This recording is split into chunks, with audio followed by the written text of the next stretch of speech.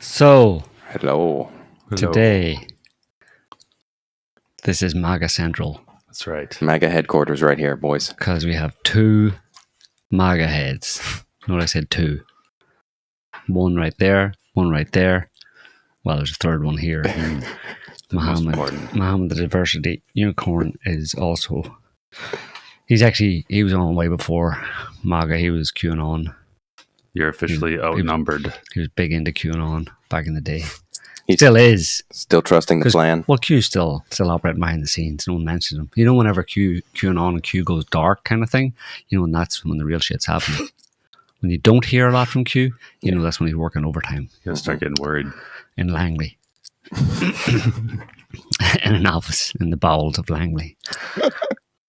So this week, Trouble in Paradise, no?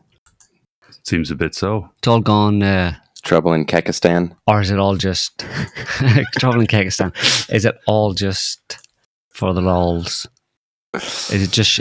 Are Trump and Musk just shitposting, basically? Is it just shitposts? Musk maybe a little...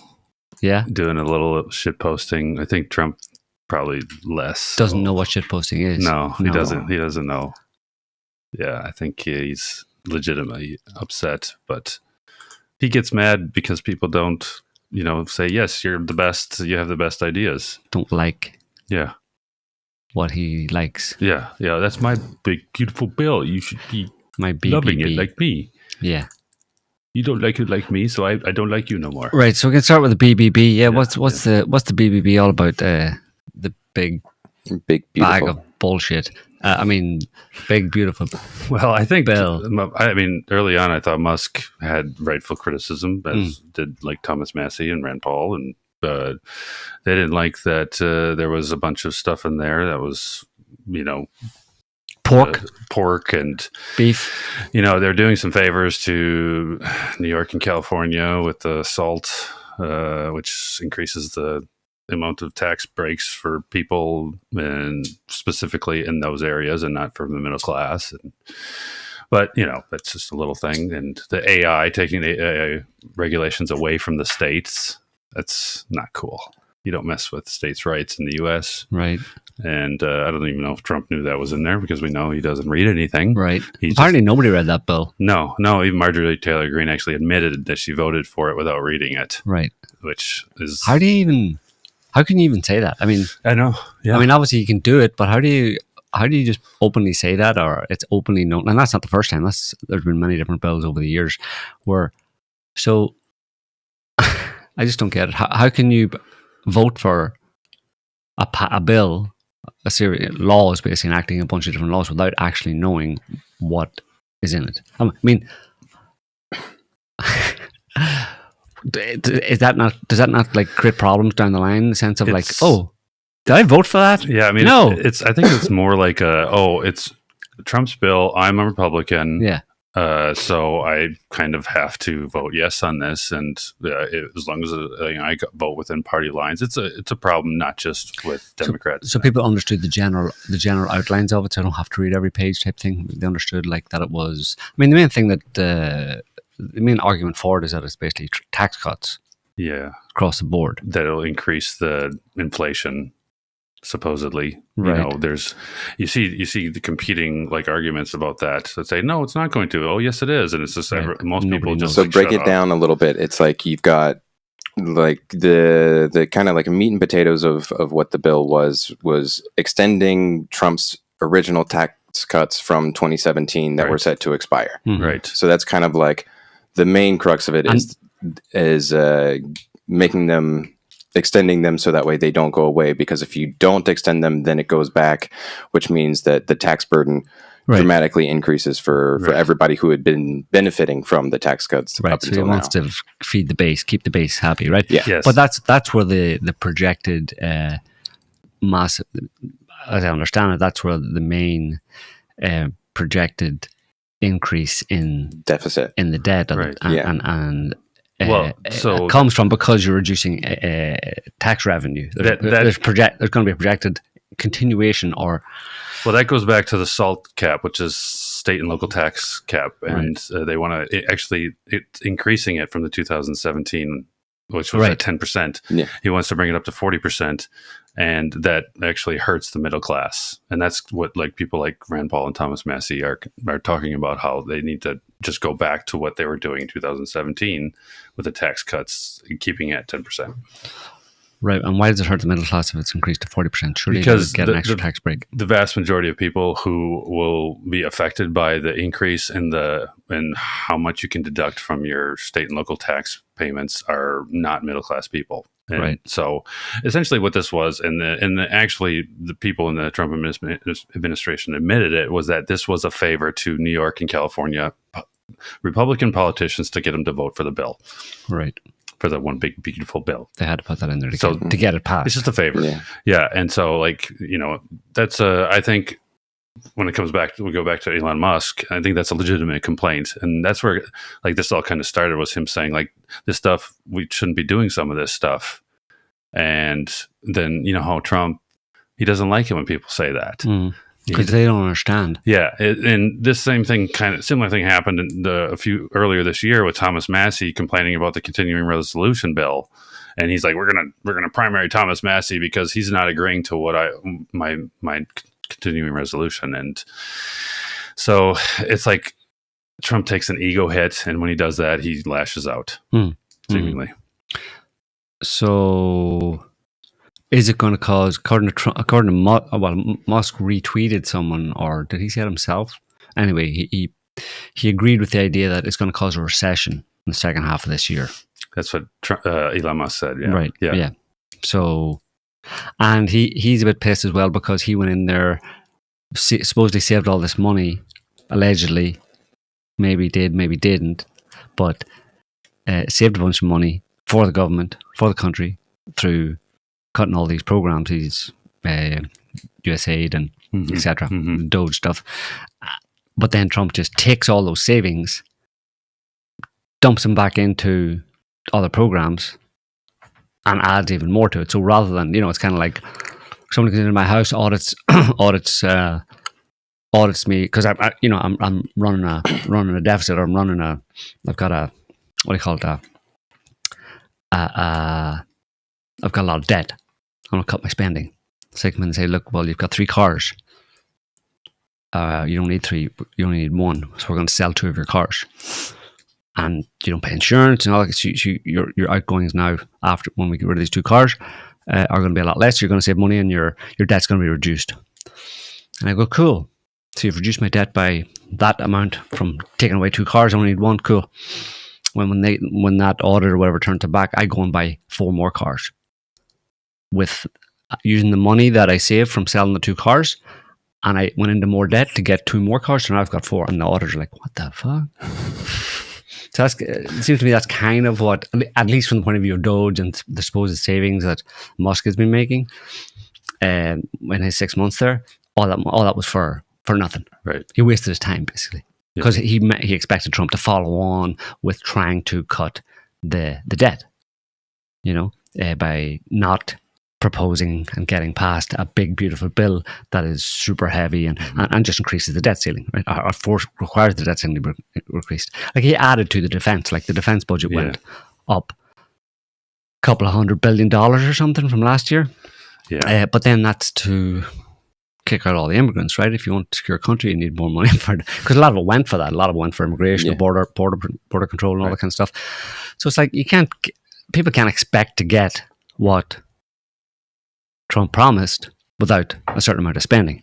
But they assumed that all this kind of wasteful spending that was going on under Biden and previous administrations under the Democrats, that if you cut a lot of that, you'd be able to fund border control and all these other different things that Trump promised and still reduce the debt. But apparently not. Because it costs a lot of money to run America. Yeah, I think a lot of people thought, I don't know about a lot of people, but like me personally and people who want forever wars to end, was that a lot of that money being used across the world would be brought back and be used for domestic purposes. Well, maybe it is. I'm not sure about that so far. A little. Have they cut down Ukraine, sending money to Ukraine? And but Maybe. funding to Israel not been touched. Definitely not. No. So what about Musk's? Was it a ketamine bender then? Pretty much his time to drop the bomb. Everybody, Yeah, that brace was yourselves. Trump is on the Epstein list. Yeah.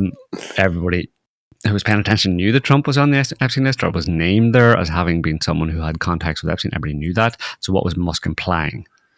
Yeah, I think Something that everybody already knew. Well, the implication is obviously to try and like hit Trump's image, right. and He's actually supporting. I mean, he's basically doing what the Dems have been trying to do for the past 8 years. Basically, he's a racist. He's a horrible, very bad, orange man, bad person, right? Mm-hmm. So it's weird that he would do that after 3 months ago, saying he loved Trump as much as any heterosexual man could love another man. After letting his kid run around with Trump all over the place, and it's flying like, okay, so you're saying that what you are essentially accusing him of is being a pedophile, and because otherwise it's nothing. It's not. Yeah, otherwise it's a nothing burger. So if you're going to accuse him of a pedophile, and at the same time you just spent the past however many months letting your kid just there was no way he was going to come out of that looking good. Yeah, I mean, by saying that, right, and he obviously didn't think about that because he was high on ketamine. Or something. And well, it's funny because when I first read it, immediately I was like, oh, that's a pretty good way to get the Democrats to force them to release the Epstein list. Right. It's an understandable place for your mind to go, but I don't think that's what it was. I think, more likely Musk kind of was messed up on ketamine and went into a bit of a manic phase, and just it took over his brain, and he said something he shouldn't have said, which he later deleted. Right. I think I mean, there was the tweet from the one lawyer who said, I can say unequivocally that Trump is not on the Epstein client list. Right. What is Elon Musk doing here? He's really hurting himself, mainly. Right. And then, and just to drive that point home, this was the guy who was the lead of Epstein's defense. Right. He was the lead lawyer on Epstein's defense in the weeks or so prior to his alleged suicide. Right. Which we can now confirm because Kash Patel saw the videos that don't exist. Right. That it was a suicide. Anyways, this is a guy who would know. Yeah. And he's saying so basically, I asked him directly, and Epstein said, no, there's nothing. Right. So basically the answer, the conclusion is that Musk is not cut out for politics, obviously. Yes. Right. Yeah. He can't handle it. No. He doesn't. He's too much truthy. Just let it all hang out. Take some ketamine and just say what you think. He can't really play the game. No. Yeah. He's used to as being a huge CEO business guy to getting his way. Right. While it worked up to a certain point, right, it was not that surprising to see them two kind of go at it at some point. But then I saw, and maybe this is the kind of person he is. He doesn't take any of it. It's kind of just. It's just for laughs, really, there's a bunch of people who posted stuff relating to their spat, and his laughing. He would just laugh emoji, bullseye, that's it, ha ha ha. Yeah. It's all just a bit of fun and games, Yeah. But so that's the kind of person he is. He doesn't take anything seriously. He'll say, apparently rude or aggressive or inflammatory things to other people, and then laugh about it afterwards and think we're all just going to have a beer and pretend it's fine. And maybe that, if the other person is that way inclined, then sure, it'll work that way. But if they're not, but it doesn't do much for your reputation or your, your image. And it's possible, I suppose, that one benefit to Musk at least was that it garnered a lot of attention for X, for Twitter. Yeah. And that's something he obviously is. Yeah, he makes money that way. So he's maybe stupid like a fox in that sense, where he puts how this much kind money? of shit. Well, he just generates a shitstorm or a media or scandal on his platform, and shitloads of people get on there, or either viewing it or posting about it, talking about it, and that translates to ad revenue. To that point, and money for him. The past few days, he's been posting time and again, like X is the number one app in Japan. Right. X is the number one app in South Korea. X is the number one app in just like Saudi Arabia, country after country. And he did this for like 10 different countries. And these are major countries. So like, to your point, there's something there to be said for that, because he obviously is benefiting a lot when... It makes it all very cynical though. You know, like I get that. I've gotten that impression a lot over... You know, now and again, I realize it, you know, over the past, you know, quite a long time actually, but periodically, you know, and we're looking at the news and looking at the state of the world, analyzing what's going on, all that kind of stuff, and a lot of it seems really dire and serious and all that kind of stuff to us, right? Yeah. And other people are on social media or kind of, you know, they're agreeing with that or confirming that it's clear that other people feel the same way. A lot of people on social media, but every now and again, I get something happens where I go, hang on a minute, these people that are doing these things that we're thinking are really serious, or this could, you know, be really bad for society, really bad for the population, global population, really bad for the world, all that kind of stuff. They don't give a shit. They're actually doing it just for the lols, you know. It's all, none of it's personal to them. We tend to take this kind of stuff personally. Ordinary people tend to take this kind of stuff that happens in the world personally, and they're personally invested in it. But then you look at the actual individual involved, and you see them kind of backslapping and laughing and having a beer afterwards, you know, and you're like, so why the fuck am I getting all worked up with this shit when these guys don't give a toss? When you see, I mean? This isn't real high stakes kind of serious, you know. I can't believe that it's high stakes stuff when, like, you know, 2 weeks later you see, you know, for example, like Bush and Obama like slapping hands and, you know, hanging out together like nothing was wrong. I don't think Trump's one of those people, because I think, well, just in relation to the Trump-Musk thing, like there's still reports coming out like today that he was super sad. He was like, oh, he's super drugged up all the time. So like Trump's supposedly talking about his drug use still, and so I don't think he's just kind of laughing it off like that. Although I you know, you make a good point about there's a lot of people that live in a little bubble where like it's not all that important or anything to them. Yeah, well, it's not even that they live in a bubble, but they're at that level. They're just like at the level of government and politics, international politics and stuff. It's all a kind of like, what do you call him? George Carlin says it's one big club and you're not in it. So, but I'm fine. I'm fine with that.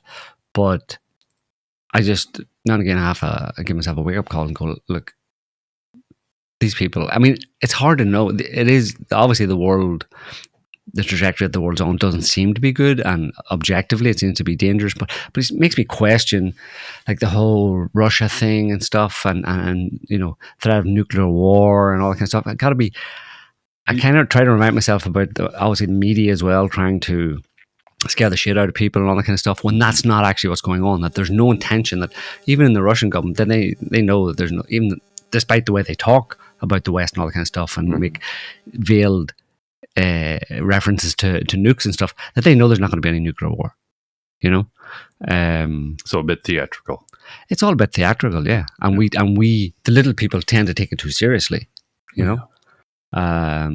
But at the same time, things don't seem to be going well. What? You get Alex Jones though, who want to talk about taking it seriously. We're on the threat of nuclear war. Yeah. And these people don't give a shit about what's going on. Right. Yeah. Yeah. So I don't know, but then we haven't had a nuclear war, no matter how many times. You know, Al Gore was saying in the mid-90s that, you know, there would be no more ice in the on the polar caps, and snow would be a thing. Like, your children aren't going to know what snow is. You think that was all he knew he was? Yeah, that's the thing. I don't know. Yeah, but people hear that stuff by the media and they take it seriously, you know. Anyway, so LA. Moving on to LA, because that's also something that is Trump's fault. Well, yeah, no, that's accurate.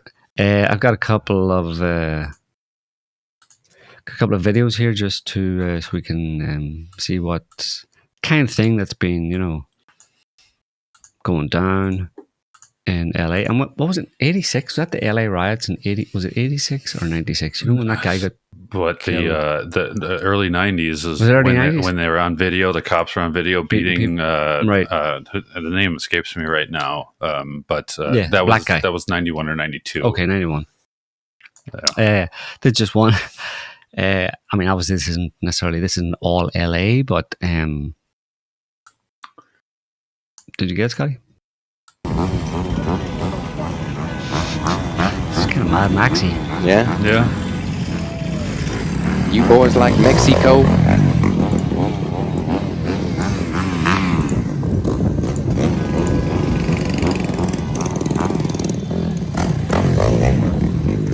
Nice. That'll show them. Show 'em, let's burn a car. Here's another one. I think that's pretty much all we got in that one. I think I missed somebody else.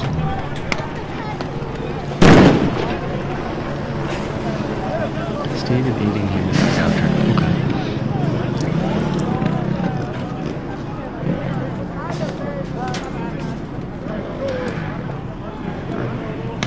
So it's just kind of like a standoff and stuff. There's lots of.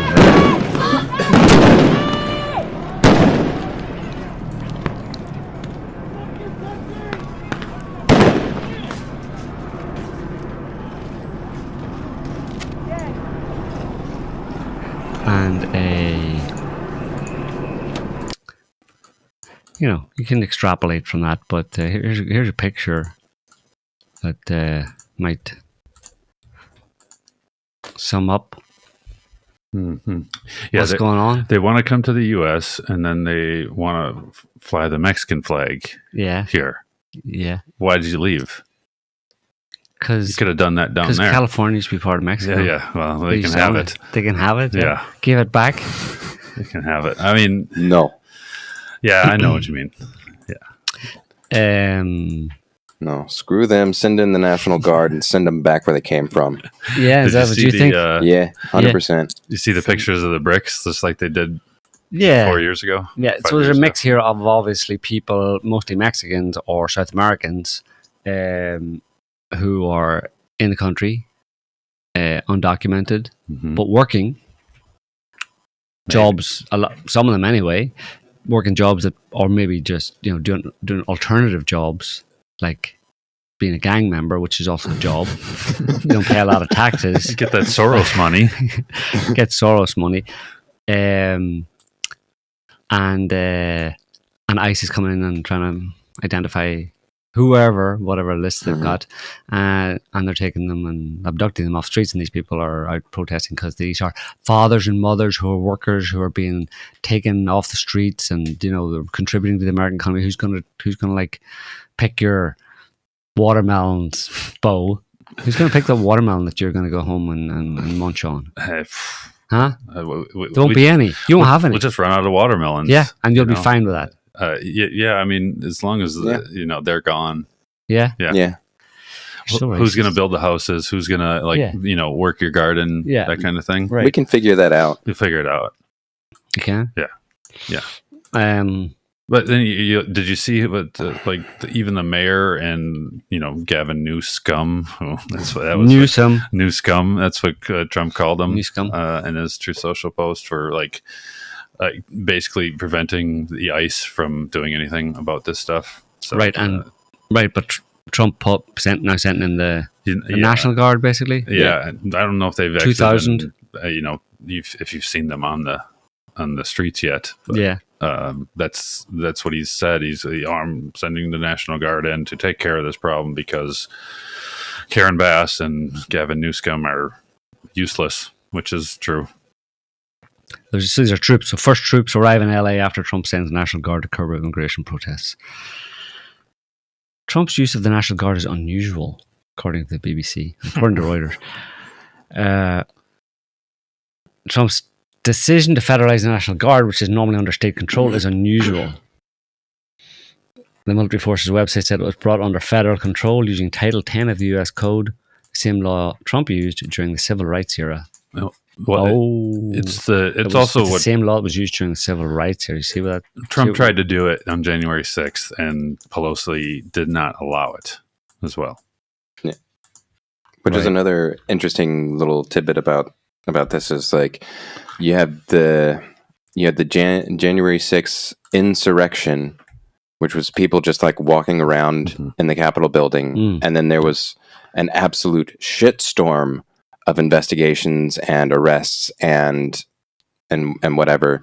And here, yet again, like in the Black Lives Matter movement stuff that happened during COVID and all that, they're just like, yeah, keep going, just keep burning it down, and they're not going to do anything about it. Yeah. It's just total hypocrisy. Yeah, so what's happening in California now, at least the level of violence amongst the population is way worse, obviously, than January 6th. But it's different, right? Because those were, on January 6th, it was, those were white people, mostly. Yeah. Trying to storm. And also, they were trying to overthrow the government. By walking. Yes, leisurely. They're there's different ways to overthrow governments. They're just using a different tactic. Yeah. But technically, it was an insurrection. I mean, officially, it was an insurrection. Officially, yeah. And in California, it's very different. These are poor immigrants who come to America for some freedom, and they're being brutally treated and deported by fascist policemen under dictator Trump's rule. It's very different, isn't it? Puts a different slant on it there, Bo, doesn't it? Well, no, I'll take this. One thing to say is that you get a lot of Venezuelan immigrants, and the reason is because we've been engaging in economic warfare against Venezuela for quite a long time, and a lot of these people come here because they can't survive in their own country. I think that a lot of people on the right don't talk about that. Yeah, maybe. Although I think, that's got. I mean, it's very complicated, obviously. Right. I don't think you put it all on America's foreign policy over the last few decades, whatever. It has had an effect, obviously. But I think the main reason you're seeing so many immigrants in the US and resulting in situations like this over the past number of years is because government has actually, especially under Biden, has actually opened the borders and encouraged people to come in. They've done the same thing in Europe. Encourage immigration into the country. That's definitely a big part of it, because they come and they are given like prepaid credit cards and staying in fancy hotels and flown over to different parts of the country to live in. The basic economic idea is that you stimulate the economy. I mean, you have potential within the economy, but you need workers to actually exploit that potential. Yeah. So you got to bring the people in first, and if you don't have enough people, and especially there's a lot of jobs that are kind of more menial jobs, and also if you bring immigrants in, you can pay them less. There's a lot of economic reasons from the point of view of a government to bring in other people. Now that would be fine, except if you have a sticking point where you have some kind of ethno-nationalistic ideas about a country. Then that's the only reason why you would really push back against that, because I think economically, at least on paper, it makes sense to everybody, except when you realize that the country isn't just a business. It's got a history, it's got a culture, it's got a tradition, it's got people have there's a lot of people who've lived in countries, have ancestors, have family connections and ties there and all that kind of stuff, and it's all based on. It's in most countries, it's based on race. Yeah. And culture. Culture. Race based on culture based on. Right. I think most people just. I'm thinking that's. People who just use the economic policy think that's irrelevant, that's not important. And it can be overwritten, or it can be changed, or it can be modified, and you can become a multicultural society, and it'll be fine. Right. You won't be losing anything, you'll be gaining everything. Yeah. And there's a lot of people who go no. And a lot of people who say no to that know that instinctively. That they eventually respond to that instinctively. There's lots of people, like in Ireland, for example, which has seen a lot of immigration in the past few years, and in other European countries. But there's a lot of people in these countries who, on paper, when they hear the idea of poor immigrants welcome to our country, you poor immigrants from blah, blah, blah. But then when they see the effects of it, like in a small town of maybe a few thousand people, suddenly almost 50% of it is people of a different skin color who don't know, a lot of them don't know the language and just don't know how to behave. Yes. And suddenly they're saying, I grew up in this town, I was born in this town, my parents, my grandparents, my great-grandparents all lived in this area. And suddenly they start to realize that there are other aspects to being Irish or French or whatever that were just innate, but that they didn't fully comprehend because they were always just there. But it's only whenever they become threatened with being taken away or removed that suddenly they go, hey, that's actually important to me. In fact, it's really important in terms of how I feel about, every day in terms of living in this country. It's kind of something quite it's like, non-tangible, let's say, but not unimportant because it's non-tangible. Yeah. And they would say, and critics will say that it's a purely racist, ethno-nationalist thing. Racist. That's what they call it. But really, what you're talking about is it's not that. It's identity. It's identity. It's these people. Like, I want to live with people. If I was in Ireland, I would want to live with other people who were Irish, and that's to say that they had a similar upbringing. They have a similar sensibility. Yeah, sensibilities and outlook, worldview. Celebrate the same holidays, same nuances. You can chat with them. There's slang terms. There's aspects of linguistics and stuff that all give you a sense of, and it could even go as far as people's DNA in a certain sense. You know what I mean? If you want to go that far, that it's in some way in the genetics or their epigenetics from their parents. That they carry something within them that is, it's systemic within them, it's even the shape of some people, you know what I mean? Or the look, the size of their head, the big spud head on them, big potato head, or just, and the turn of phrase and all that kind of stuff. And then suddenly you get people in who have no history of that whatsoever. And there's a lot of them in your town. Suddenly you feel like I don't really, this doesn't feel like home anymore. Mm-hmm. So it's as important to people as the feeling of feeling like this is their home. Yeah, the lack of assimilation into whatever culture or society that these people are immigrating to is I think generally the main issue. We see that in Canada with the Indian immigrants who set up their own conclaves in different places, Ireland as well. Yeah, and in the U.S. it's all the people from Central and South America who come in, and they're there for 10 years. They still don't know the language. They're still not a legal status. Yeah, and it depends on the country and the size of the country and that kind of stuff. The UK has had a lot of history of immigrants, over the past really since the Second World War. Indians and Pakistanis because of the British Empire, right? Yeah, those ties and those people have. There's been 50, maybe, you're talking about 70, 80 years, and they haven't assimilated. They haven't become, the idea that you can just become English is ridiculous. Those people kept themselves apart, and largely they call themselves English and stuff. They have English accents and all that kind of stuff, but they keep their culture. Even the people that come want to keep their culture. Yeah. That's the thing that blows my mind, is the people that emigrate into other countries, into foreign countries, they themselves highlight the importance of identity and culture and cultural identity and racial identity, etc., because they keep themselves apart from the people that they're immigrating, from the people of the country that they're immigrating into. So that they make that clear that that's quite important to everybody around the world by what they do. But when Irish people or French people or American, white Americans, let's say the same thing, they get dismissed as racist. But the immigrants are acting like racists effectively when they move into countries, because they tend to keep themselves, they tend to gravitate toward other people of their race, culture, skin color, however they identify it. It's gaslighting by the government to call people racist and all that kind of stuff. It's not. It's obviously true that is an important thing. Culture, identity, race is very important for people and always has been throughout human history. So to dismiss it as racism and condemn people for it is just it's trying to force something on people by using a slur to shut them down, because that they have a valid argument.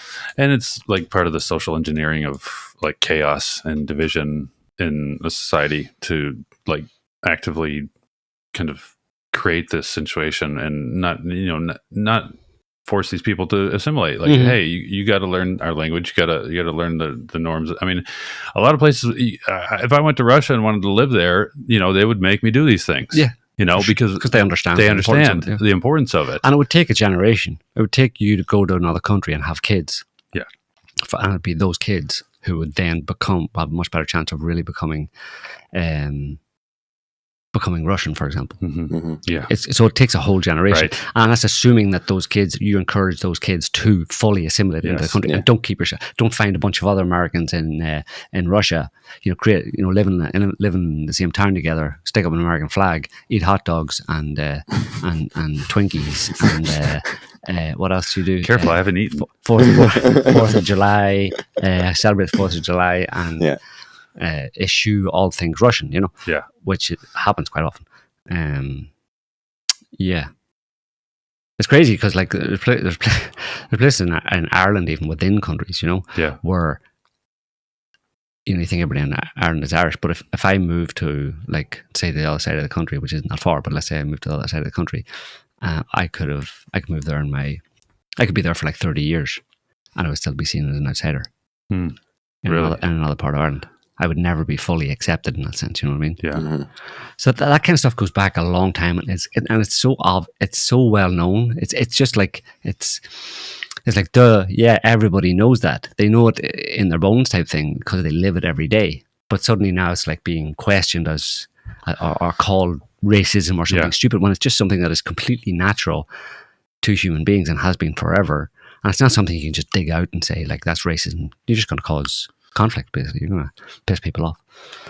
Yeah, we're reaching the points where racism has gotten to the levels of labeling people Nazis and like Hitler. It's like that's just the slur you throw at people to end all the discussion about right. it. Yeah. So it's really sad. So yeah, it's not going to end well. No. So, and what's Trump up to when all this is going down? When he's had this spat with Musk, just water off a big orange duck's back, no? I don't know. He's a little distracted now with the California stuff, I think. No, he's not. No? Because this is where he is. Well, yeah, you got pictures of where he is? Or yeah. This is him right here. He's really worrying the whole thing. He's sitting in his office with one of those kind of worry stress balls. Yeah. No, here he is at the UFC last night. Oh, he was at UFC. Yeah. Dana White. Oh, he's burning. He's taking the stress away by watching a little two men beating the heck out of each other. It's crazy though that, I mean, like you said, that's his base. So he's going to. Yeah. That's a PR tour, basically. Exactly. Right. It's not just him taking some time off. He's not lying on the beach like Biden, right? That's him working. It's a political rally without him having to make a speech. Right. But it's also something that he did prior to him being president. This was he was always into UFC, so it's not exactly outside of the norm for him to go to something like this. So it is both. But at this time, while Rome is burning. How insensitive.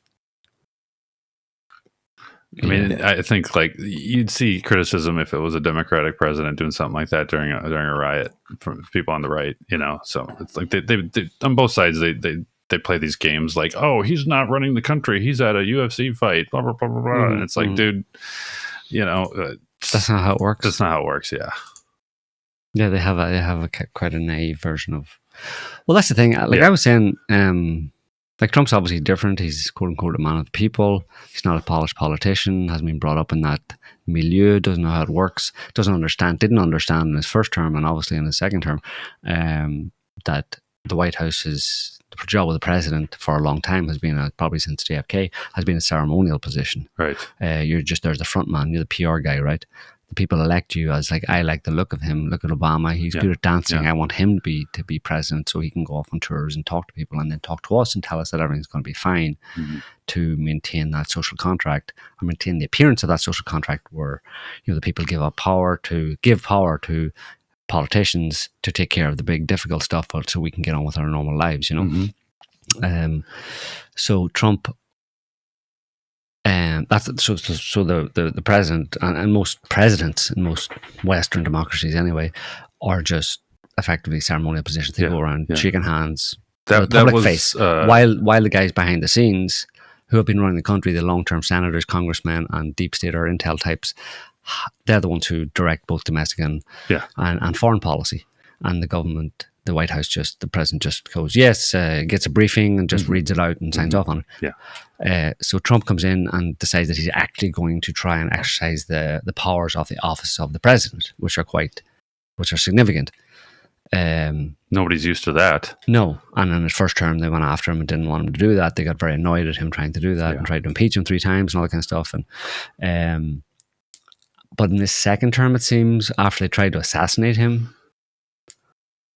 I got the impression immediately after that, just the way, just getting a feel for the tempo of the discourse around Trump and all that kind of stuff after that, was that they basically decided, okay, he's going to win. Let's let him win. Mm-hmm. He'll get his 4 years. But let's take our hands off. Yeah. Let's let go of the reins here. Let's kind of like not play ball with him, basically. Not work against him like we did in his first term. Yeah. But to just kind of like go, yeah, well, you go ahead. We'll just sit back and watch. Get 4 years and then we'll redo everything. Right. And what happens when that happens, when the people who usually, all the spin doctors and the backroom guys are keeping everything running smoothly, when they take their hands off the button or off the control panel, then things start. You see what it would be really like if democracy worked the way people think it works, which is some dude gets elected to be president, he picks whoever he wants to come into the administration, and then they go, we're going to run the country, and then there's like fucking, But at the same time, too, they're not stuff going off all over just the place. like, I don't believe that they're just going to like sit back, take the hands off, and say like, we'll just let you do what you're going to do. Like they would be intentionally doing things in order to make it turn out badly, and basically trying to like smear that image and that perception, that possibility. But that using the Musk-Trump spat, that was their own doing. Well, yeah, that was a result of him employing Musk, or getting Musk to come in and be Dodge and pumping up Musk, and then picking a person like that who takes drugs, basically, who's mentally unstable, is on the spectrum somewhere, Asperger's or something, and that's just you're asking for trouble. You're going to have a public scandal with a guy like that. You know what I mean? And the others, you notice the ones you don't hear about are actually the ones who are serious people. The ones who aren't in the spotlight, like Kash Patel coming out and talking about, talking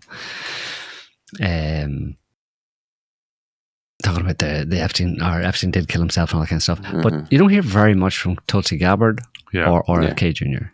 Yeah. Because they're just quietly, apparently, we presume, doing their job, right? Right. And maybe a few of the others as well. But and Musk was a problem. Musk was a bad choice. Like, yeah. I tell you, I get pretty annoyed, and it's the kind of thing. I suppose what I mean. Just hold that thought. I suppose what I mean is that if it wasn't Trump, if it was some other normal, political president who got elected and had the idea, if that president had the idea of bringing Musk in to do whatever, a bunch of advisors, career bureaucrats and politicians would say, nah, bad idea, don't do it. Yeah. And he would go, yeah, okay. Yeah. You know better than me. Yeah. But Trump's not going to do that. He's going to no, Elon's a good guy. I like him. I'm going to bring him in. The CEO. He fires rockets. I'm the CEO. I'm going to bring him in. Yeah. And then so that's all I'm saying, really. But go ahead. Oh, well, it was just going back to the whole, like, the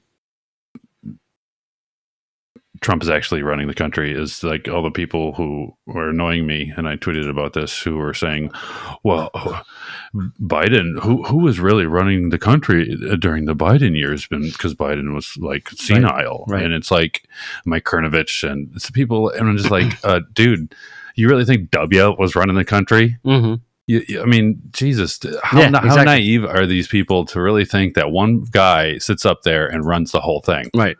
And people, it's just these people don't understand. They can't conceive of the magnitude of the edifice that is the deep state, or just the government. Yeah, like in a country of 330, 40, 50 million people, like the size of that system, basically, and how many people are needed to run it, and how much of it is actually run in perpetuity, like in the background. How much of it is just part of a continuity of government, let's say, behind the scenes. They think like, but the commander-in-chief is running things, Yeah, and he makes all the decisions. pushing all the buttons. And if Biden wasn't doing that, then Jesus, what was really going on? It was like the It same was thing that's been clearly going Obama. on. It was Obama who was running the country instead of Right. It's like, Biden. dude, that's the same thing that's been going on since the JFK was assassinated. Maybe a little bit of Nixon running things, but like, you think Ronald Reagan was running things in the 80s? Actor. Yeah, an actor. I mean, Dick Cheney was running essentially the American foreign policy for 8 years, when someone else was the president. And it's like, were these people really even paying attention at all before, recently? There's not a lot of thinking going on. Yeah. And as a general rule, what do you call it? Mike Benz posted this about the LA things, which I thought was interesting. Mike Benz, he's on the spectrum. Bring him in. Yeah, you don't replace Elon, Musk with Mike Benz. Why the fuck is this? So he says, "Hey Trump board, why is the National Endowment for Democracy still getting government funding? Do you like riots? Because this is how you get riots." And this is replying to himself. He says, "It's crazy. This riot is in L.A. while the mayor of L.A., Karen Bass, was for 6 years on the board of NED, the CIA cutout that specializes in starting riots and street protests." So yeah, I mean, that's another angle to these protests, is that it is the Dems, the California, the Karen Bass, lefty NED woman, kind of deep state in a certain sense, more surface level deep state, but deep state, who is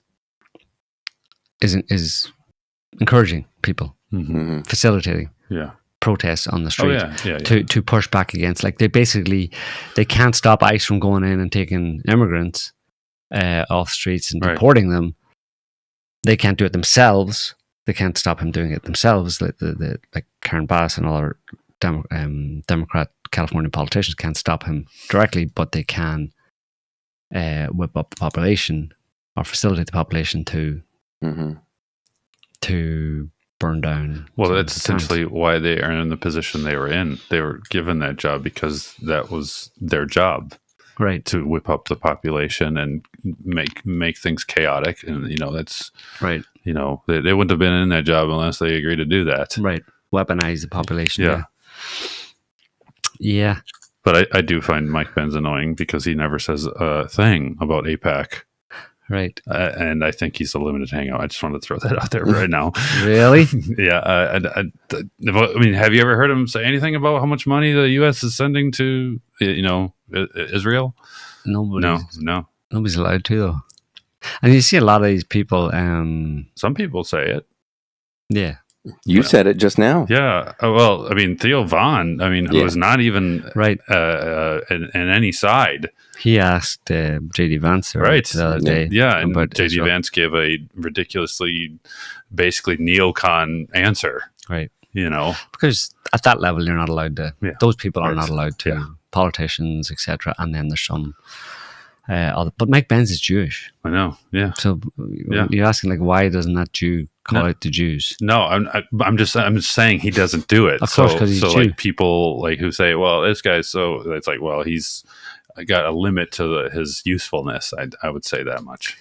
Yeah, but don't ever expect a Jew in general to say. No, I don't expect it. I'm just like, if anybody isn't paying attention, like, look at what he's not talking about. Yeah. Anyway, that was just my little rant there about that guy. I mean, he did some good stuff. Don't get me wrong. Yeah. As far as it goes. Yeah. Yeah.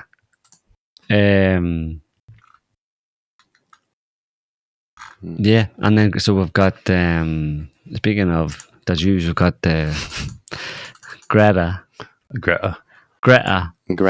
on the flotilla.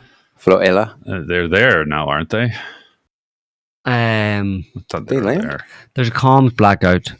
Yeah, on board Greta. They call it Greta's flotilla. She's the captain. I am the captain now. Yeah. I think it's kind of like the president, right? Like Greta is the captain or in charge of this flotilla, in the same way Biden was in charge of America, right? But the Israelis are just going to do the same thing they did to. Do you think that the last one in 2011 or whatever attack that one because Greta's on board on there? Or are they I don't know. The Israelis are crazy? They're crazy. They don't give a shit anymore. No. Obviously, Yeah. they never really give a shit. But now they really For a don't. while, they tried to work within the confines of public appearance, public perception, just to some extent. But recently, they're like, okay, it's on. Gog Magog. These are the times. Our holy books told us that this is what was going to happen. The whole world would turn against us. We see it happening. Bring it on. Because that's how we get to fulfill. I often wonder how much those people actually believe in that. Some of them do, or they use it, and so that a lot of the population, the ordinary people, believe it. Politicians, some of the politicians probably do. That's the scary thing, is that some of those politicians in Israel, in government, who are forcing and pushing through policy and running the country, actually believe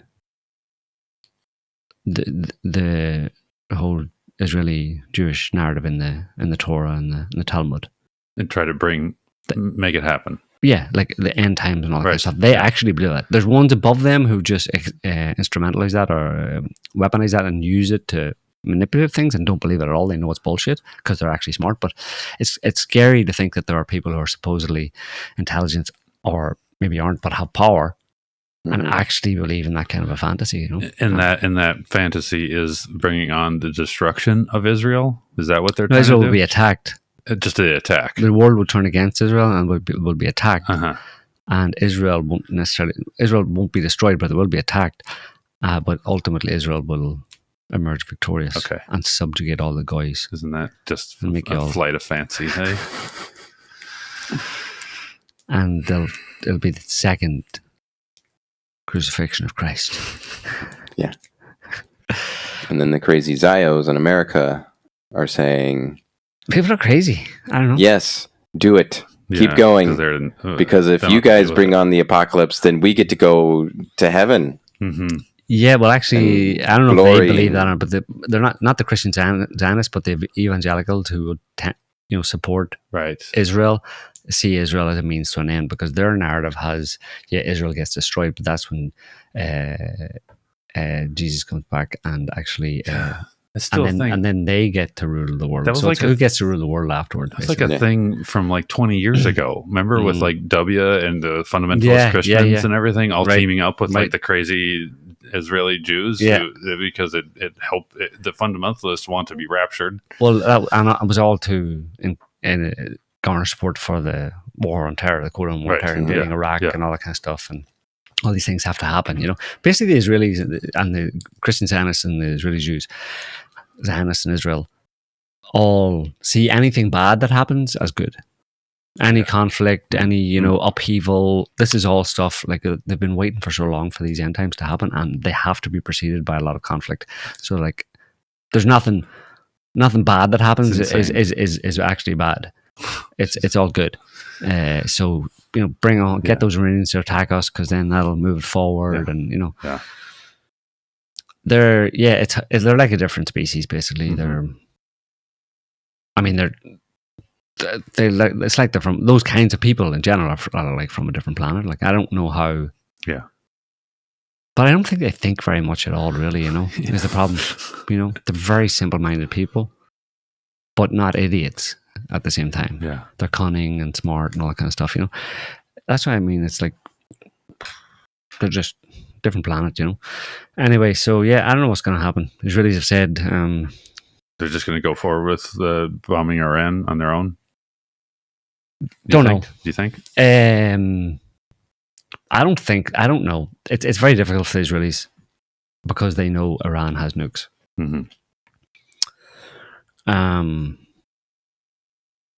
So they would like to just have some kind of regime change in Iran, but they know that's very difficult as well because 80 million people and stuff. So, but then any rational person would just go like, okay, look, let's just drop this thing. Let's find a different way. This isn't going to work. This doesn't have a good outcome. There's no way we win in this situation. Right. So let's just drop it. But they don't drop it because they just dig deeper and find different ways, another way to interpret it or come up with new plans as to how to achieve their goal. And maybe part of it is, Israel being attacked, so they want to actually provoke Israel to attack them. Or Iran. Iran. Yeah. Provoke Iran to attack them. But they'd like to have America to back them up. And under Trump, that's a bit dubious. Yeah, I don't think Iran's going to attack them because they probably are smart enough to realize that it's just like with how Russia gets, people try to handle Russia the same way, you know. But so Iranians are like, there's a theater, like you said earlier on, a theater aspect to the whole thing. You know what I mean? At a certain level, it's very real on one level, but there's also a theater aspect to it as well, where everybody understands that, you know, this isn't personal. We don't go too far. After this war is over, we'll all be friends. Friends, with the exception of Israel, I think, because Israel will never be friends really with anyone. At least anybody. Nobody wants to be friends with them. Yeah, well, they will never be friends with people with, like, there's certainly people in the Middle East ordinary people in the Middle East who never want to be friends with Israel because they're fundamentally land thieves. You stole our lands and you persecuted people, or our people, let's say. So we're not going to be friends until you change course, basically. And Israel's not going to change course. Yeah, it's all business for most of them. They just see it from a business point of view, nothing personal. Like I was saying earlier on, we ordinary people tend to look at it and get invested and take it personally, and that's a fundamental mismatch with if you project that onto these people, they're not taking it personally in the way you're taking it personally. They wipe out thousands of people, blah blah. It's just business. It's funny because I was just saying, far be it for me to take the deaths of thousands of innocent people seriously. I know. Yeah, for sure. What was I even thinking? Yeah. Whereas I was thinking of, like, you know, The Sopranos and, you know, other kind of gangster shows where it's just like, you know, it's nothing personal. It's just business. Yeah. Mm-hmm. I don't not like you, but I'll kill you. Yeah. You know, so because ordinary people think, wow, to kill someone, you must have really hated him. No, I thought he was a good guy. Actually, he was just in the way. Yeah. So it's a kind of psychopathic mindset in a certain sense, you know, in the sense where a psychopath doesn't really hate the target. They just want something from them, or they want to get something. And if you're in the way, or you have what they want, just like you're an obstacle, just move out of the way. Sorry, I had to shoot you there, but very psychopathic. I wanted that thing because people are like objects to them, right? So they're just moving the object out of their path. Right. You know, you're in the way, and just moved you out by putting you in the ground. Yeah, and then they can go on. And if they meet a bigger psychopath, they'll just smile and be friends and stuff, and try and screw each other over. So it's these, and that's a lot of that's what's going on in politics. There's different types of psychos and sociopaths and stuff involved in Western politics, and that's how they're operating with each other. You know. But anyway, I was going to say Greta. I don't know. The Israelis have said that Greta will not be allowed. The flotilla will not be allowed to break the embargo and support Hamas, whatever that means. Yeah, I was just going to say, how do they stop it? Do they pull up their little navy and block it from going any further? They board it and beat heads. Yeah. We need to live stream that one. Yeah. Did you see Mertz? Chancellor, the new Trump? Chancellor Mertz was Trump, a couple of days ago. Did you see that one? A little bit. Did you see what did you see what Trump said? What did he say to him? I need to know. You don't know? I might have. I just don't remember. Where is it? I'm still thinking about what he said to Ramaphosa. Here it is. It was, you know, this is what, just when I think I'm going to ditch Trump and say, you know, I'm tired of this guy, he's just boring, then he does something like this. And I'm like, we should keep him for another while. He pulls you back in. Yeah. This is it. So this is 2 days ago, or 3 days ago. June 6th, tomorrow, this is D-Day anniversary, when the Americans once ended a war in Europe. And I think this is in your hand in specific, in ours. That was not a pleasant day for you? No, that was not a pleasant... This was not a great in day. the long run, this was the liberation of my country from Nazi dictatorship. It's true. So, It's true. and we know what we owe you. But this is Stop it there. I'm saying. Y'all Nazis didn't like that, huh? Wasn't a good day, you know? Calling him that. Yeah. You still sore? You still sore about that whole World War II thing? Let me remind you of what happened. Spanking. Your leader at the time, Hitler. Yeah. Are you? You're actually your grandfather was, or his father actually, Mertz. Yes, we should. If Trump had done his research, you say your father was in the Nazi Party, right? That would have been similar to the Yeah. what was it? Ramaphosa. What's his name? Ramaphosa. Ramaphosa, the South African president. Yeah. It's not a good day for you. I mean, what do you even say to that? Like, I mean, it's just like, I mean, and then like it's stuff like that keeps me entertained, and I think, yeah, Trump's there because he just blunders his way because he doesn't know anything. But it also allows me to understand the people who say Orange Man bad. Yeah. Who just go, oh my God, he's our president, really? I mean, you know, having that level of, because the president is supposed to be this somehow floating above water and just to be diplomatic and all that kind of stuff. He's being diplomatic but not only diplomatic, but also to be informed. Well, because it is a bit of a faux pas to say like that wasn't a good day for you. Yeah. To a modern German, right? You know, if Mertz was a Nazi, you know, was it like a current day Nazi type of thing, Nazi supporter, then you would say that to him. But unless the person is obviously a Nazi supporter, you would assume that the German was a Nazi supporter. You would assume that German. You mean all Germans doesn't ideologically identify with Hitler? You know, yeah. It's like saying the current German chancellor, like, "Hey, that time, you know, your previous put all those people on the trains, and or saying like that time that your former leader, Hitler's name was, were you pissed when he got killed? Yeah, exactly."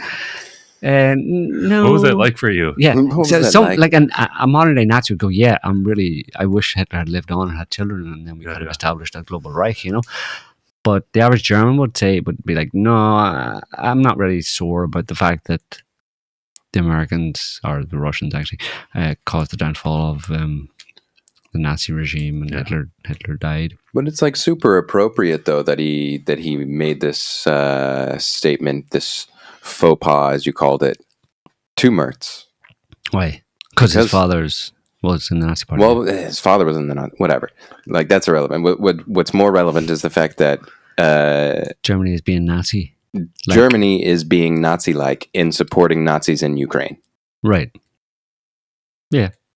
And they're also, to some extent, being a bit Nazi with their free speech policies and stuff like that. With trying to shut down the AfD. With so many things across the board that you can actually make a pretty good case for. Except he would say shutting down the AfD is to stop the Nazis coming back. Although the AfD isn't Nazi at all. Yeah. They're just pitched that way. It's just power. They just want to hold on to power. Mm-hmm. They don't want populism. So the fact that he's sitting there with Trump is kind of crazy because Mertz stands, and the German politicians and the French and the British politicians, all the European politicians mostly stand against everything that Trump stands for, you know, which is basically populism, you know. That's why I like him, because he says things that are hilarious that I would want to say to these people. Yeah, I don't know if he does that intentionally. I don't think he does, but it doesn't matter to me. Right, yeah. No. It really doesn't. Because it does fit, like you said. It's like, they are acting in different ways by supporting Ukraine and by cracking down on free speech. And like Trump may not even like be in any way aware about any of this stuff. Yeah. At least only maybe tangentially. But the fact that it, like, for like all intents and purposes, it feels like not only is it hilarious, but it's fitting, you know? Yeah, it's hard to tease it out. You look at Hitler and the Jews, and obviously Hitler was a nutbag and all that kind of stuff, and presided over the genocide, let's say, or the killing of large numbers of innocent people in a war. But I mean, Mertz and Trump and all the other European politicians, most of them, have presided over the deaths of probably 1 million. Okay, there weren't innocent people, but Ukrainian men pulled off the streets a lot of them who weren't soldiers, who suddenly became soldiers and then thrown to the front lines and got killed. Yeah. Probably about 1 million of them either dead or wounded, and then they presided over the mass murder of the same people, same politicians, including Trump. Yeah, that's just in the last 5 years. But in Gaza, over the past 18 months, yeah, you know, probably upwards of 250, 300,000, Yeah. mostly women and children. Modern day Hitlers. But is there much difference? Right. I mean, in essence, No. I mean, you're not doing it yourself, but you're not doing anything to stop it. Yeah. When you have the ability to stop it, Right. Who is doing anything to stop it? No one. Can we criticize everybody then? Yeah, but there's certain people who are, More sending the weapons, right? Yeah. Sending the bombs. because like you yourself, Bo, are not doing anything in this very moment to stop what's going on in Gaza. Doesn't make So, you Hitler. But that doesn't Right. make you Hitler. Right. Almost, but not quite. Close. You just need to shave your beard a bit and then a little bit of the mustache, and then you'll be fully there. But you also aren't the one who's like signing the document that sends weapons and or money to Israel or to Ukraine. So different levels of culpability. Yeah. Yeah. I think that's fair. But I still say, well, is Putin going to stop any of these hundreds of thousands of deaths happening in Gaza anytime soon? No. Is Xi Jinping going to do anything about it? No. They're obviously not arming the Israelis. So there's different levels of not just culpability, but realistically, yeah. real politic here. Like, what could they actually do that would make Make it stop. That would make it stop in Israel and also not totally screw themselves over. I don't know. Like if you can come up with a scenario where there's some kind of resolution of the Israeli conflict, of the Palestinian issue, and that doesn't leave Russia destitute or destroyed, would love to hear it.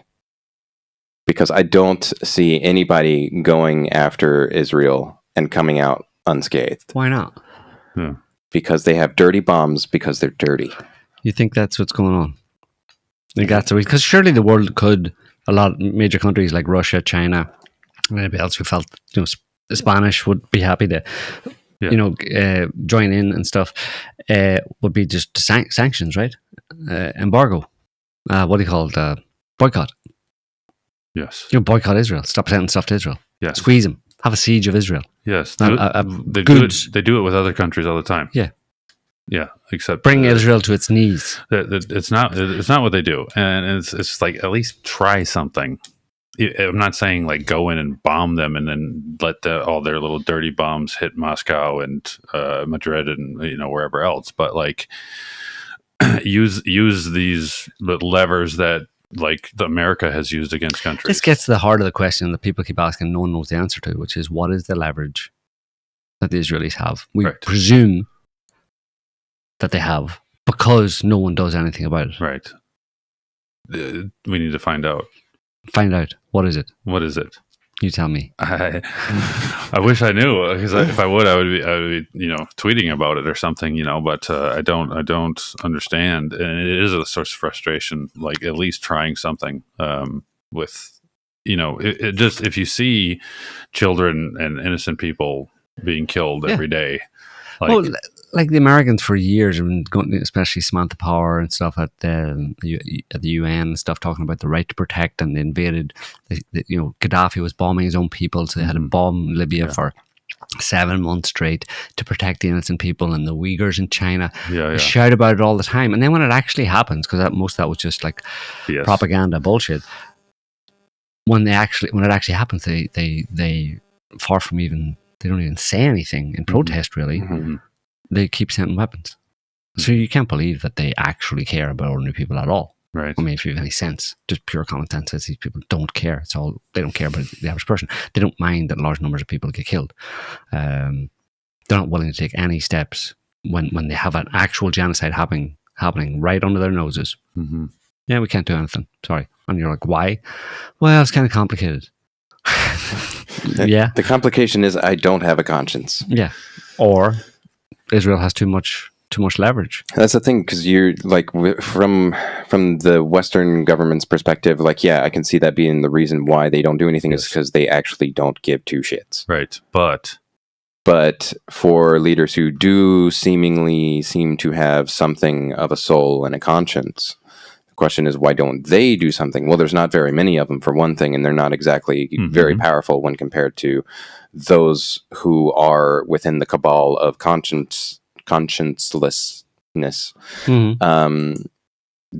The power dynamic is unbalanced, let's say, in that respect. So it's not so clear cut that they can get away with much, because I mean, Russia, Putin, they've said things about it, but as far as like creating a blockade or something like that, or boycotting, I haven't seen anything from them along those lines, and like at some point it's like you can't save the world. I think we can agree that none of those, like people like Putin or Z, are blackmailable or have any kind of, Israel doesn't have any kind of anything on them. I doubt it. Doubtful, yeah. So that can't be the reason why. I mean, let's just assume, I say, for a second. It suggests some kind of a inside understanding among all these people that Israeli interests, not just Israeli government, but Israeli interests around the world. Jews, basically. This is the whole Jews run the world conspiracy, okay? Now, I'm putting that in air quotes for YouTube. Right. Hopefully the YouTube algorithm knows that I put Jews run the world in air quotes. We don't mean it. We don't mean it. We're just using it because other people make that claim, including some Jews. Including some high-level Jews. We had it in a couple of shows ago. But it implies some kind of a some kind global of influence club amongst Jews in general who have insinuated themselves into positions of power in many different countries, to the point that the governments in those countries know that they can't do it, that they have to, pay homage, or at least not say anything bad about Israel, not take any action that would negatively impact Israel, because there would be more serious repercussions for them. Because they've made statements. Various countries have made various statements to varying degrees of admonishment. But you can't ever go too far with it. It's like you can say things to a point, but you can't go beyond that point. And the question is, why? And is it, as an example of something, like when Putin was seemingly going along with the COVID, the vaccines and the mandates and the yadas, well, you can make the case for the fact that he was doing it in order to set himself up to be able to do what he's doing right now in Ukraine. Because if he didn't do that, the potential for him being destroyed economically, socially, the case can be made that he would not have been able to do what he's doing had he not gone along with it, because the populations of the world were so well programmed by the Western media's fear-mongering campaign about COVID, that had he not done it, they probably would have ousted him. Maybe. Who knows? But they didn't. I mean, Russia wasn't too bad. They didn't really lock down to any significant degree, and they didn't use the Pfizer and Moderna vaccines and stuff. So they used their own vaccine. So, and the point of it is, all governments knew from the get-go, from when COVID started, that it was a bioweapon. They knew from day one. Everybody knew. It was spread around. The Chinese had done the analysis on the virus in labs and stuff, and they published them, and they knew that, because any microbiologist who looks at a man-made virus and looks at the changes and the gain of function changes that have been made, they know pretty quickly that can't have happened naturally. There's pretty clear evidence if something's a natural mutation or deliberately manufactured, something that was added to it or whatever. And at the time you saw that, actually, the evidence was right there in front of everybody. The first place in Europe, anyway, after it came through Iran, whatever, but the first time it got a lot of attention was in Italy, because it was coming westwards. And Italy immediately activated their bioweapon protocols. They sent the military in to take bodies out of nursing homes with hazmat suits and all that kind of stuff. If it was just a natural, a normal virus, you wouldn't have done that. Do you know what I mean? And they already had access to the Chinese reports, so it was pretty obvious it was man-made. Because the only reason we activate your bioweapon protocol is if it was actually man-made, right? Because a natural mutation isn't something that you get that worked up about, but you do get worked up about something that's been deliberately made in a lab because you think it's an attack on your country, basically. This is the Freedom Flotilla tracker. So you can keep an eye on this. Make sure it's freedomflotilla.org/FCC-tracker. Yeah, she's close. They're getting there, so I don't know how far you get to go or get in proximity to Israel before it's like. Was that today? 9. That's right now. Really? That's flashing. That's moving. They're right pretty now. Close. Yep. That's where they are in real time. Netanyahu's just letting them get a little bit closer, and then he's going to send Greta down to Davy Jones's locker. Yeah, it's like, wait till you see the whites of her eyes. Yeah, so we'll see what happens in that respect. What about, so this past week also we had a very provocative Ukrainian attack on Russian, supposedly destroying all of their strategic bombers. Ukrainians are like, yeah, we shot down all of our missiles, hit all their targets, and we shot down all of theirs. The Ghost of Ukraine did it? The Ghost of Ukraine did it, yeah. The Ghost of Kiev. That amount of bullshit was just crazy over the past 3 years since the war. Just watching it every day. It's just PR, lies, propaganda. But that's part of war, basically. The information part of war is 50% of it, you know. But so yeah, they sent these trucks that it's been planned for a long time. They had them ensconced in different parts of Russia, and they released them from the top of trucks in a false ceiling. The drones came out, and they were then flown to a few bases. It was something like 2 out of 4 claimed, but actually only 2 really suffered any damage, and there's maybe 8, 10, maybe 10 different planes got hit. But the problem is that those air bases are part of the Russia's strategic nuclear arsenal. Yeah. So it's pretty dangerous to do that, you know. And then that was a day or two after Pompeo came in and gave him the instructions of what to do, basically. Right, Pompeo and Lindsey Graham were there a few days before. And so yeah, Russia in response has kind of upped the past 2 nights, basically upped their attacks on different parts of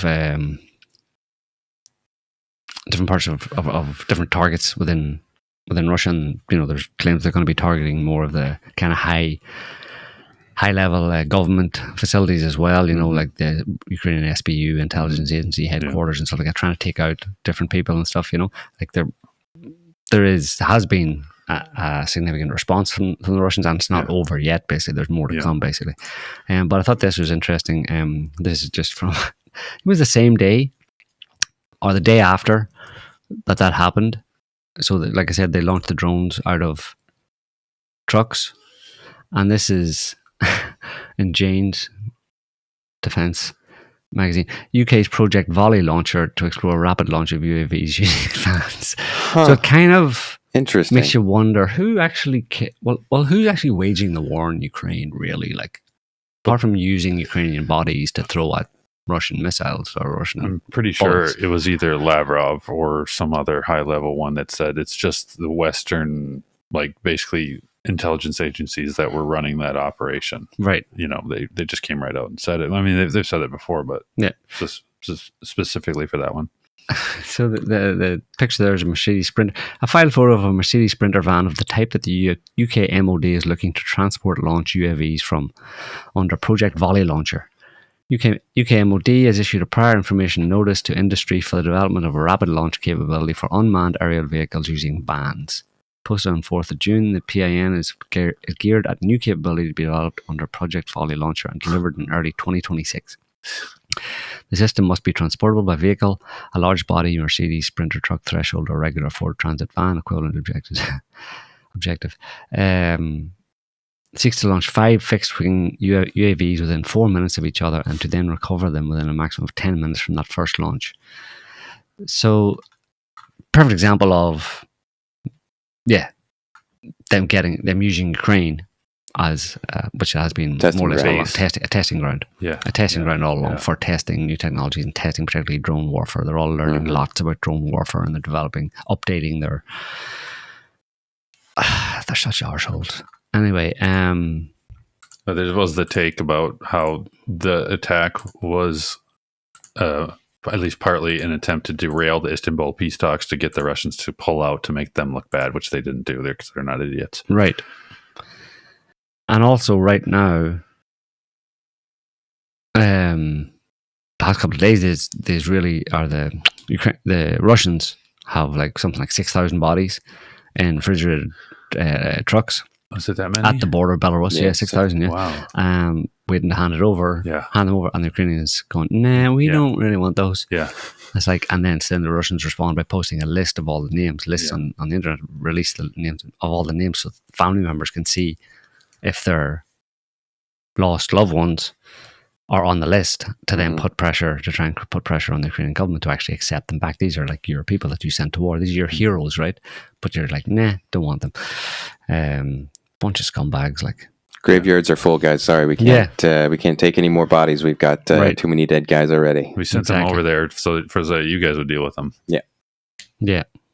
But it wasn't just the bombing deep within Russia was the first strike. Yeah. Mm-hmm. And then there was the train derailment, and then there was another one, and so there's been a number of these like sabotage-esque type activities from Ukraine in Russia, and there's been talk about, and I don't know how true it would be, but Putin playing up the fact that they're acting like terrorists. Mm-hmm. And so there's questions about whether or not they're going to change the special military operation into some kind of like, counterterrorism. Mm-hmm. I mean, I have no idea if that has any kind of like legal repercussions or a change of tactics or what that would entail or imply. But he does seem to be changing his like phrasing of things. Yeah, I think it does imply a change. I mean, if you change it, if he starts talking about a counter-terrorist operation, I mean, at least I don't think he has to worry about like, oh, I need to change it because of international law, but maybe like for Russian doctrine or something, or whatever, like it's going to change how they deal with things. It could open up certain potential avenues that weren't, that weren't allowed to him or the military because it was a special operation and not counterterrorism. And then this goes and changes that because I mean, yeah. Now you got to worry about drones flying out of vans. Yeah, and how easily are those to hijack? Yeah, that's what I was thinking. I was like, geez, you get somebody that just jumps in a van and grabs it and takes it away, and then all of a sudden you can have all kinds of chaos that way. Mm-hmm. And maybe that's partly, at least part of the plan. I don't know. Well, Zelensky, at least when I saw him talking about like the operation, and he was like gloating about how I was one of the only people who knew about it. Oh, please. It was just him and the head of the operation. Pompeo. Sure. He was saying that like the drivers, the Russian drivers of these vans, they had no idea. They had absolutely no idea, which is why you saw some of them get strangled. Obviously. Right. Because they didn't know and they wouldn't have gone along with it, and maybe they found out and were going to try and do something about it and went pear-shaped. Yeah. So we'll see. It's all in play, but we'll have to see if the world finally turns against Israel, because Israel has set itself on a path where you're going down a path I can't follow. Yeah, Well, you remember like a few weeks ago, we were talking about how like there was seemingly a bit of a shift, at least within the Trump administration, for some of the actions that they were taking. Yeah. To like they're getting rid of like some of these people in the NSA or the NSC. I can't remember if it was the National Security Council. Mike Waltz, who was very pro-Israel. And then, all the canceled meetings that for JD Vance and I think it was Hegseth. This was a couple of weeks ago, but still worth noting. Like Trump went to the Middle East and never went to Israel. It's just, I mean, you got to think if you're Netanyahu, you wonder what the hell's going on. Maybe. Unless he's calling him every day. Yeah, to sleep at night. Trump's on the golf course every day. What are you talking about? Yeah, exactly. Yeah. So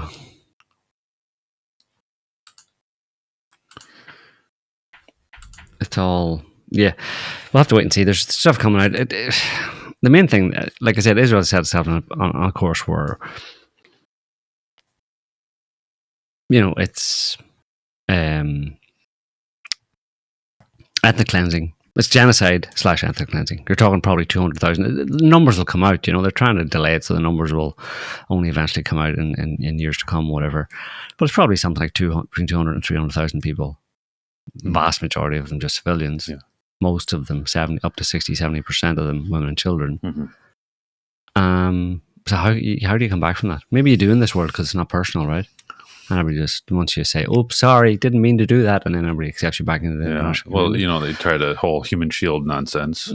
Israeli narratives are just embedded in the apartments that we blew up, so we had no choice. People, the dumbest person sees through that at this point, Yeah. So I don't know, and the ball is in the park of the rest of the basically world, because it's a stain on the world's conscience to sit there and just go, "Oh, Israel, you shouldn't do that," while they kill another 20 women and children, and it's like they're a blight and a stain on the conscience of the entire globe. Well, and for the interest, if there is anything to some kind of cosmic retribution or something, or in some way, if there is some kind of negative effects from egregious behavior by governments or by human beings. One possibility is that Mossad brought over the Chabad tunnel diggers, and they're digging a tunnel to Argentina right now, right, to escape Israel, to follow in the footsteps. They're Hitlerian, but there's a well-worn track, to down there. Yeah, I think we just that part of the video probably cut out. Somehow it got. But it's appropriate that it got cut out because you were being extremely anti-Semitic. No. Anti-Semite. Possibility. It's only a possible. Okay, well then you're a possible anti-Semite. Yeah, well, fair. Schrodinger's anti-Semite. Yeah, you are and you're not one at the same time. Yeah. So what else? Well, see, like I said, we'll have to see. I don't trust that any. Like I said, I don't trust that any Western governments actually care about anybody dying or being killed en masse, or women, children. It doesn't matter to them. But they have this. They tout themselves as being modern democracies and all that kind of stuff, and human rights, that kind of thing. They don't like genocide apparently because they didn't like Hitler and he was bad. So anybody who would do something similar, that would be bad as well. Presumably, you'd have to signal that to the population, and they'd have to take action against it. So I don't know how they're going to get around that. They're trying their best just by saying not much about it, trying to ignore it, what Israel's doing. But eventually, if Israel continues, because at this point, however many more they kill of the 200,000 to 300,000 they've killed already, the rest are going to be ethnically cleansed from Gaza. They're going to be kicked out, which is a crime in itself. So there's no way around that. Yeah, they've done it already, basically by destroying Gaza. They're not going to send those 2 million or however many are left to the West Bank. Yeah. So they are actually in the coming months. They're starving. Maybe they'll just try and starve them all to death, or they're trying to create a situation where there's so much hunger and disease or in Gaza with all the 2 million Palestinians hemmed into the bottom that they're trying to force the hand of the Mhm. international community to facilitate the movements. Then the international community, let's say, or Western governments, whatever, or Middle Eastern governments, feel obliged to do something so they don't feel like they're being. Israel's trying to make other countries accomplices to their genocide, basically, by saying, "Look, we've hemmed all these people into the southern part of the Gaza Strip, this tiny little area, and we're controlling the food, and oops, we're not able to give them enough food, so they're starving. So don't you, the international community, want to do something about this? Don't you want to help them? It'd look bad if you guys don't help them." That's pretty much what they're doing, like Yeah. psychos. Anyway, what else have you got? Well, I mean, it seems like to go all the way back to Musk-Trump, that Mm-hmm. Musk came off of his ketamine-induced manic phase Mm-hmm. and then deleted the stuff he was going to talk about, or the stuff about Epstein and everything, because Right. maybe he just doesn't care. It was all for the lulls for him, which, we've talked about how, he just doesn't take any of it seriously, maybe. But yeah, I don't know. It'll be interesting to see if like Trump holds a grudge for a while or not Mm-hmm. on that. Mm-hmm. Musk walked back to a bunch of stuff. Okay, I won't decommission the Dragon capsule, which is the only thing that the astronauts use to go into space anymore. Right. So at least it seems like Musk is trying to like mend things, whereas I don't know if Trump's that type of person or not. Mm-hmm. Trump seems to be like as flippant and like wishy-washy about Yeah. things as anything. Is like his opinions change with the wind. Yeah. So I can see like if Musk, goes on an apology tour of some sort. It doesn't have to be like so grand and extravagant or whatever, but like if he continues to like walk things back, yeah, I don't see it being any kind of like Yeah, maybe we need to bring in Barron to be a mediator. yeah. Like just sit him down, and fellow autist sort of. Have an autist to A little autist bit, it seems. conversation. I don't know for sure. Yeah. I'm just kind of joking, but Well, if Barron is one day going to be emperor, yeah, he Right. needs to start young. Yeah. Mhm. So this would be the perfect time. Yeah. Okay. Have you any other nuggets that you want to share? The only other thing that I thought was noteworthy was the kerfuffle between Riley Gaines and Simone Biles. Simone Biles. This was a black gymnast, female, who Right. was at one point against males in sport, and then she has since flip flopped and was calling Riley Gaines like a disgusting person, essentially, for saying that guys shouldn't be in sports. Right. And it's like the only reason you have a gold medal is because you didn't compete against men. Yeah. Well, Who said that? Well, no, that's like that's the reason why she doesn't have a medal is because she has gold medal. medals is because she didn't compete right. against men. Yeah. Right. Which is So, like, why Fair are enough. you trying to attack this woman who's saying men shouldn't be in women's sports, also, or vice versa, she, whatever? like, attacked her looks as well, or her. Yeah, like, yeah. Like, you look like a man, and if you've ever seen some pictures of Simone Biles, Yeah, she looks like a dude. she's got like huge muscles, and I mean, she's kind of tiny, but still, she's just like, a little too muscular. So it's like, what are you doing talking about that when like we can see that you look a little funky yourself, Right. And what provoked her to say this? I don't know exactly the initial provocation. Riley Gaines tweets all the time about this Right. issue. She's been on that. She's been campaigning on just that. Yeah. like for some reason she picked recently to like jump into the fray. Essentially, Yeah. Simone Biles, who Yeah. in the last Olympics bowed out of the competition because of her mental health, which is such a, I don't know, Gen Z millennial thing to do. Be like, you're playing for your country in the Olympics and you can't do it because you're sad. Right. Like, You should have thought about that before you trained took for 4 somebody years else's for spot. this. You know, you train for 4 years to be in the Olympics, and then you can't do it, and then you're going to go and attack Riley Gaines, who was like on the side of like sensible, you know, normal thinking human behavior that like 95% of like humans think is correct, that men shouldn't be in women's sports, and that allowing them in actually hurts women. So yeah, that's been kind of going on a little, and it's just she's been getting the ratioed on Twitter, Simone Biles, and but like I don't know that it's going to matter to her in any way. She's kind of finished anyway as an Olympian. Yeah. So yeah, that was it. Alrighty. Yeah.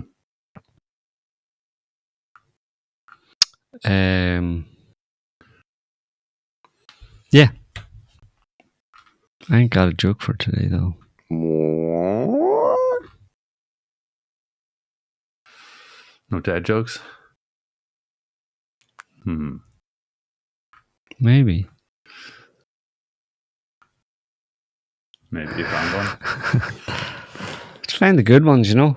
Oh yeah, the real. You got to have a good one. You can't. It takes a lot of work, you know. Yeah, they're all weak. Adam can attest that Yeah.